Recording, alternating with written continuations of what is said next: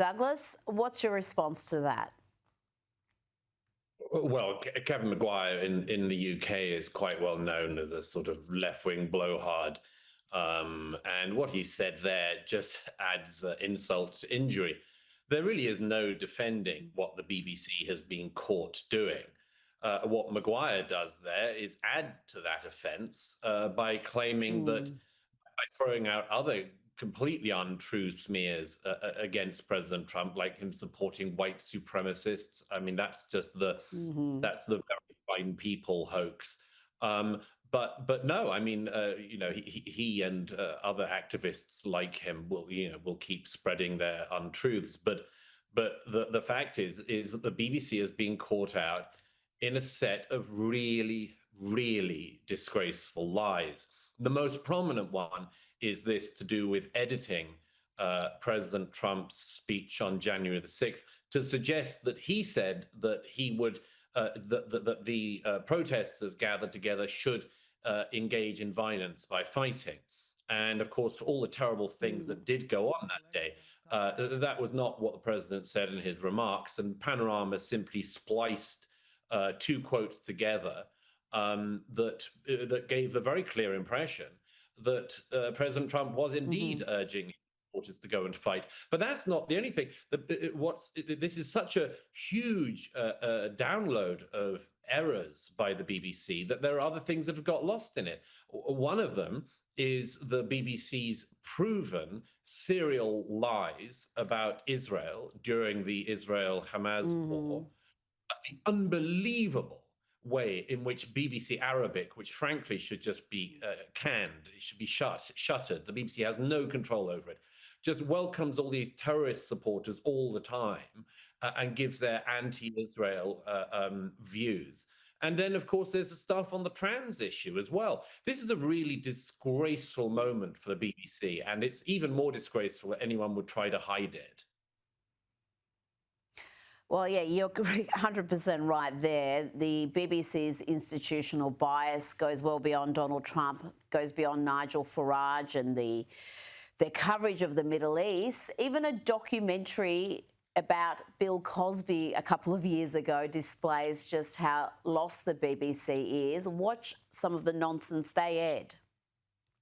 If we actually grappled with the fact that sex negativity is what causes this type of behavior, then we could create a world where in a idyllically sex-positive world, someone is able to pay conscious women to come and be drugged so that I can get my kink out, my fetish on having sex with unconscious people. There's a consensual way to do that. Well, there you go, a therapist promoting an idyllically sex-positive world where men can just fulfill their fetishes by having sex with unconscious people. I mean, what am I even hearing, Douglas? Not just what are you hearing, what are you seeing? I don't want women talk about sex positivity in any way. No, I mean, and look, this is the BBC is just so fantastically lost. By the way, there's a very clear reason for it. I'm not an enemy of the BBC. I'm a critic of it. I would like to see the BBC doing what it has boasted that it's doing, which it hasn't done for years, but which it has done at times in the past, which is to provide genuinely impartial journalism and a place where people can agree that there is a sort of non-biased, fact-based channel with all of its subsidiary channels, which you can go to get a trusted news source. And, you know, it's just so characteristic of the BBC and certain other media in this age. They set up all these things like BBC Verify to try to prove fake news in other media and on social media and so on. But they're pumping out fake news themselves, as the events of the last few days have shown. I mean, it's just completely unacceptable that an allegedly non-biased platform would be shown to have extreme bias in so many cases. And the point about that needs to come out is, as Charles Moore pointed out the other day, that the bias in the BBC always goes in one direction. You know, it's never like accidentally biased in favor of Nigel Farage. It's never accidentally biased against illegal migrants. It's never accidentally biased in favor of biological reality. No, no, no, no. It's always the same metropolitan left-wing tropes, the anti-Israelism, the anti-Trumpism, and so on. And it's because these journalists at the BBC, which used to be, I stress again, it used to be a real bastion where there were serious reporters, fact checkers, editors, presenters, and much more. It's a place which represents one particular viewpoint, and they have the right to do that if they want to become a privately owned company, and not take a tax from every household in the UK that owns a television in order to push this as being mainstream. It's so well documented now, this one directional bias. And I hope that what we've seen with the resignation of the Director General and the head of news isn't thought to be just the solution to the problem. It isn't. The problem is institutional in the BBC. Until it is a safe space for conservative-minded journalists and others to discuss openly in editorial meetings and elsewhere the sorts of things that they should be covering, then it has no right to claim impartiality.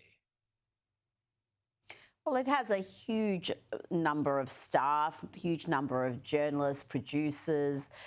How many of them are conservative? How many of the ones who have programs, who are hosts, who are anchors on radio, on television, are conservatives? It's very easy just to determine the bias there. And as you said, they're taxpayer funded, so they have a charter, they're obliged to be balanced. And when it comes to biological reality, as you mentioned, the trans issue, Douglas, they're not much better there either, are they? No, I mean, it's on all of these issues. You know, recently, one of the newscasters got into some trouble because she had to read out a line about, what was it, birthing people, and something like that, and she sort of said, women, you know, and slightly rolled her eyes and got into trouble for that.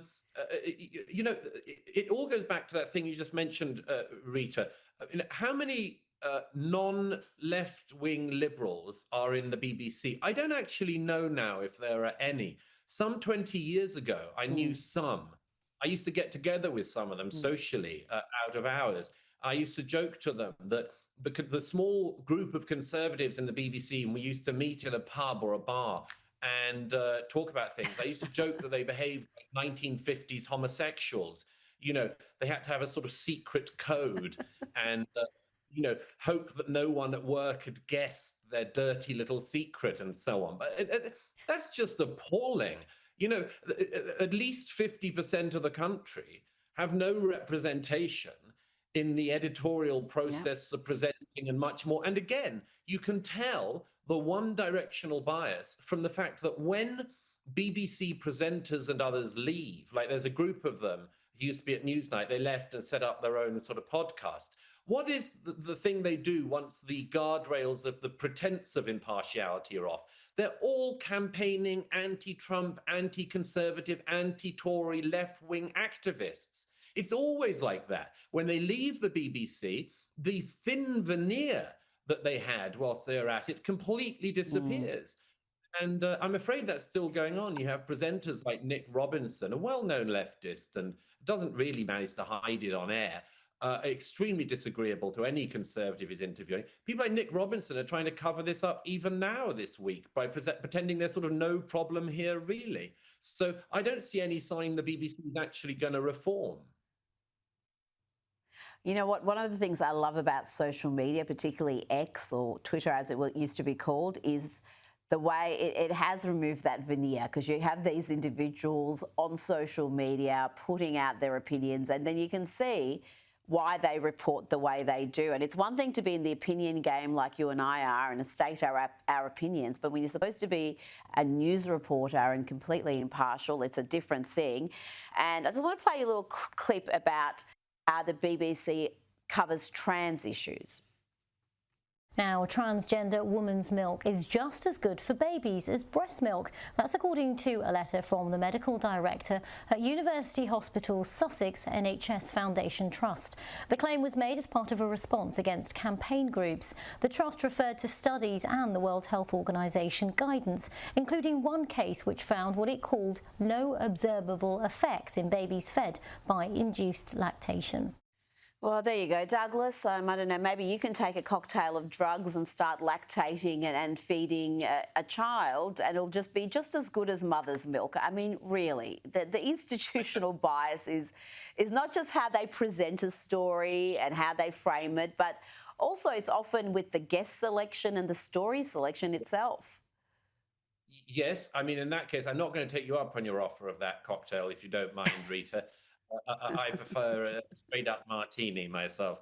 But no, that's an absolutely classic one, isn't it? How could whatever the secretion is that comes out of somebody who's trying to change the pretense of biological sex, how could whatever cocktail it is that comes out that will be pumped full of the hormones that the person in question is taking, how could that possibly be as good as mother's milk? This is the sort of thing which the BBC will push as part of the trans extremist agenda. And they don't have to. You know, they could have taken a completely reasonable view all the whole way along, like some of us did, which is things like, you know, let's look into this a bit more because it seems to be, you know, that there's an awful lot to look into here, and let's not make up facts. But they want to because they want to push a particular agenda. And as I say, it's all in one direction repeatedly. It's never the gender woo-woo critical thing it falls into the direction of. You know, it's all this kind of, you know, and I'm amazed that she didn't end up saying or claiming that actually trans lady estrogen testosterone milk is actually best, and we should all gulp it down all day long, otherwise we're bigots. I mean, it's so preposterous, and you can see through it. And this should have had a big halt to it a long time ago. And by the way, just one other thing on that, Rita, you mentioned the guests. Absolutely the case.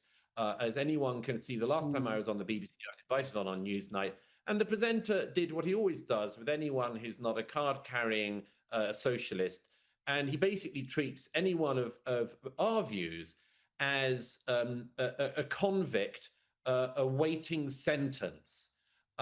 They treat you like you're a monster criminal in the dock, and they've already decided you're guilty. And then meantime, they'll get some radical left-wing lawyer, you know, who represents, you know, the most disgraceful and disgusting people in society, and they'll present them as, you know, like human rights champion and all that sort of thing. It's really transparent, and it's really despicable for a broadcaster that pretends to have impartiality. Now, before you go, Remembrance Day was yesterday, and this clip of a 100-year-old World War II veteran, Alec Penstone, on Good Morning Britain went viral in recent days. Have a quick look. What does Remembrance Sunday mean for you? What is your message? My message is, I can see in my mind's eye there was rows and rows of white stones of all the hundreds of my friends and everybody else that gave their lives for what? The country of today. No, I'm sorry. The sacrifice wasn't worth the result that it is now. That's just so terribly sad, Douglas, that someone who sacrificed so much for Britain is so dismayed by what it has become. It was heartbreaking, Rita, seeing that. I don't know exactly, of course, what he was referring to, but I think we can all make some guesses. It's heartbreaking that he would. He was talking also about a little bit about the lack of freedom in Britain. He mentioned freedom, and I thought that was interesting that he's noting what is happening in modern Britain. Well, absolutely. I mean, unfortunately, the British people now live in a country, as you and I have discussed before, where the police will not bother to come and investigate a home robbery. But they turn up at thousands of households every year. arresting people, putting people in handcuffs, charging people for things they've said on Twitter that go against the perceived narrative, the acceptable narrative, the BBC narrative, and much more. And you know, I don't think that that does mean that the sacrifices of our forebears were in vain. But my goodness, it's sad to see that interview, and my goodness, it's sad to see what Britain has become in recent years. And just look at the fall off. Just look at the fall off in political leadership from the people who led Great Britain in the 1950s, from all parties, by the way. Consider an Attlee or a Churchill against what we have today. And yes, it's a very sad fall off. I'm deeply saddened when I saw that interview. But I hope that people watching it who have the same response we have are reminded by it that actually we have a great inheritance we need to sustain and not to just continue wrecking. Douglas Murray, thank you so much for your time. Thank you.